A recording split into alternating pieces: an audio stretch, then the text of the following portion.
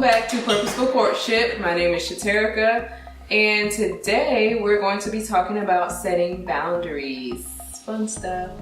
Alright, so our key scripture for today is going to be Matthew 26:41 that says, "Watch and pray so that you don't fall into temptation. The spirit is willing, but the flesh is weak." We set up boundaries because our flesh is weak. We set them up to protect ourselves and to protect our reputation. A lot of times people like to enter into a relationship and say, let's go with the flow. I don't want to seem like I'm too preachy or I'm too hard or too tough in the beginning, so I'm just going to feel things out. And that's not necessarily a good thing to do. You always want to set your ground first, so the guy knows what to expect, so that he's not just going in thinking maybe anything goes, or let me try this, let me try that, or whatever. At the same time, with that being said, you don't want to go in and be too harsh and say, hey, you can't do this, you can't do that, blah, blah, blah. But you want to be firm and you want to let the guy know so that he can understand where you're coming from. You want to make sure that you don't put yourself into any compromising situations. You want to be sure that everybody's on the same page. This is why we set boundaries. First Thessalonians 5:22 tells us to abstain from all appearances of evil. So a lot of times, some people, everybody has an opinion about everything. So some of the things that you do may work for you in your relationship, and it may not work for others. Courtship is not a one-size-fits-all, but there are things that you should do to ensure that your experience with it is a good one, it's a positive one. So you want to stay away from things that even make it look like especially as a Christian lady, you want to stay away from things that make it look like you're doing the opposite of what you're doing. So stay away from anything that makes you feel pressured, that makes you feel tempted, or that makes it easy for you to compromise. That's even with being in the same car with a guy, like if you guys are going out together and riding in a car together. If that's something that's kind of tough for you, being in close spaces next to the guy, that you're interested in, that you have feelings for, that you're, thinking of marriage with, if that's tempting for you, then don't do it. It's as simple as that. And some people might feel like, oh, that's extreme, or that means you have no self-control, or that's crazy, or whatever. But you got to do what works for you. Your boundaries and the things that you set aren't based on anyone else's feelings, anyone else's thoughts or opinions. They're to keep you safe and to keep you protected. Sometimes though, we may feel like, okay, well, I can do that because that's not a big deal and it's okay. But Proverbs 14:12 tells us that there's a way that appears to be right, but in the end it leads to death. So there are some things that you may say, oh, that's not a big deal, I could do that or whatever, and then next thing you know, you're compromising your relationship with God, and you're compromising your purity, and that wasn't your intention. That's not what you were planning to do, but that's what happened because you felt like, oh, because I have the liberty and I can go this far, that it's okay to go that far, but then you went and you got stuck. So one thing that always pops up in my mind that I think about a lot is vacationing alone together. Like if you're courting with a person, you don't always want to wait. Okay, let's say you guys want to take a vacation, you want to go somewhere nice together or whatever, and you may be thinking, well, we're both Christians. We know, we are both abstaining from sex. We both know that our goal is marriage, and we're going to be very careful with that. But we're going to go on a vacation alone. And with no accountability partners, no one else, it's just us. We don't want to wait around for people. We're going to go.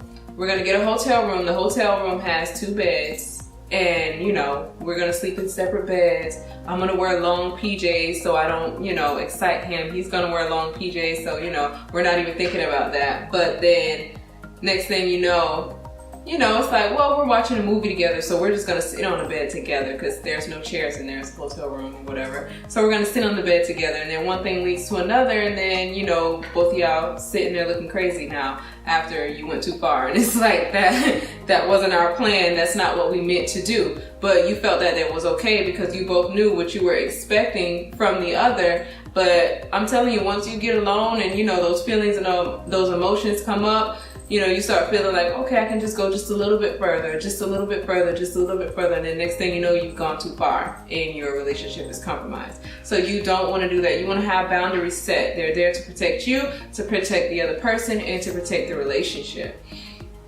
Some examples of some boundaries that you can set. One of them is time and space, which the vacationing alone together thing, I know that's an oxymoron, but you know what I mean, going on vacation with your the person that you're courting without any accountability.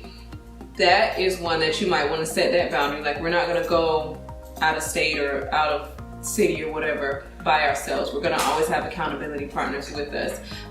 You don't want to end up spending too much time with a person. You don't want to get so consumed with that person that you forget that you knew other people before you got into a relationship. You forget you had brothers and sisters, you forget you had friends, you forget you had church, family, all that stuff. Because some people do get wrapped up in their relationship and they forget. So you don't want that to be you. You don't want that person to think that your time revolves around them, because then they can come to expect it, and then that can lead to whole other problems. So you want to have boundaries with your space and with your time. Don't be so available to them.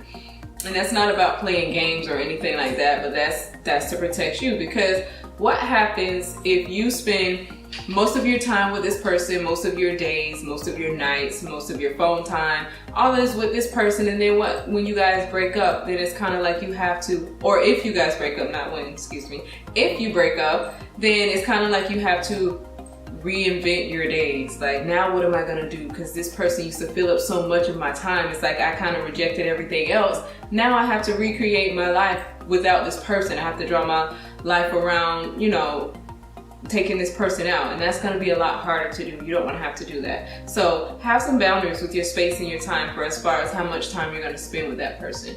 Another good boundary to have is a phone curfew. Some people call it crazy. Some people say it's too extreme. I think it's a good idea.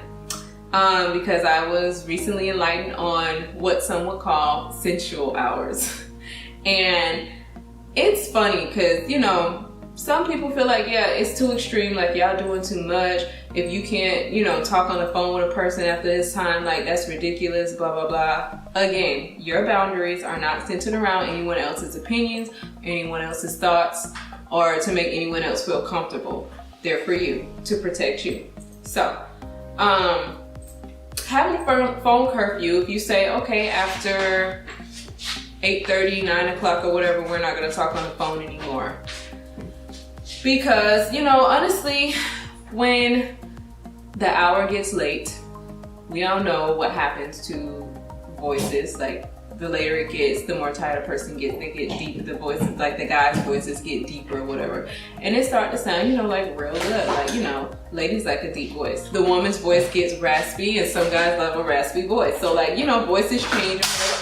And that can trigger certain emotions, certain feelings, certain thoughts.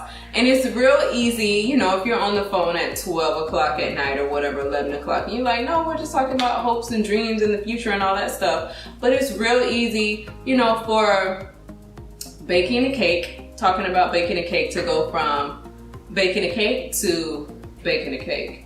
You know, like baking a cake. Cakes. Baking. You're so weird. But no, seriously, that happens. And like, some people are like, you know what? They're like, you know what? You could talk about baking a cake, or, you know, in the daytime or whatever, and it's still the same thing. But yes, that's true. Any time of the day it can happen, but it's more likely to happen at night when the voices have gotten raspier and deeper, and your mind is more relaxed, and it's nighttime. You're in that mood, and then, you know, you're thinking, oh my gosh, I can't wait till we're married. And instead of us being on the phone like this, we can be laying next to each other, and the conversation shifts. Like, things change. So you don't want to put yourself in that compromising position. So phone curfews are great. Like I said, sometimes it may not be for everyone. Maybe your schedules are crazy and you both work overnight or something or whatever. But, you know, do what works for you. But I'm just saying that's something to keep in mind as well. And another good boundary is physical contact. You got to be very careful with that. Women are, you know, the biggest thing for women is love and affection and attention and things like that. So touching, it can bring on a whole new feeling or a whole new thing. So you have to be careful with that. Some people feel like it's okay to kiss during courtship.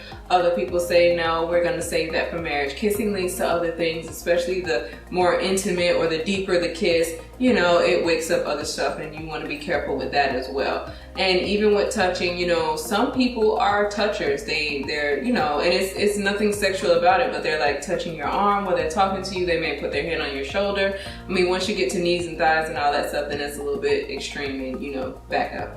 But, you know, you have to be careful, because women are, you know, through touch, you sense things through touch or whatever. You know how you can be sitting with a guy somewhere or whatever, and he like reaches over you to grab something or whatever, and his arm like brushes your arm like they do in the books or whatever, and then you get goosebumps or whatever and stuff like that. Not saying that you have to be sitting there like, oh my gosh, don't touch me, don't touch me, don't, you know, don't touch me. That's weird. You don't have to do that. But I'm saying just be careful with it, you know, with the physical contact or whatever. Maybe holding hands is as far as you can go. Or, you know, be careful with the hugs too, because they can get frequent and longer and tighter, and you want to be very careful with that. So, you know, just remember that boundaries are there to protect you. They're not there to keep other people away or to push people away, but they're there to protect you, to keep you safe, because, you know, we got to be safe out there, because, you know, stuff come up, stuff happens, and you don't want to put yourself in any compromising positions. So set your boundaries from the beginning, be firm in them, and don't allow them to be pushed. That's another thing, because guys pay attention to that stuff. They're smart.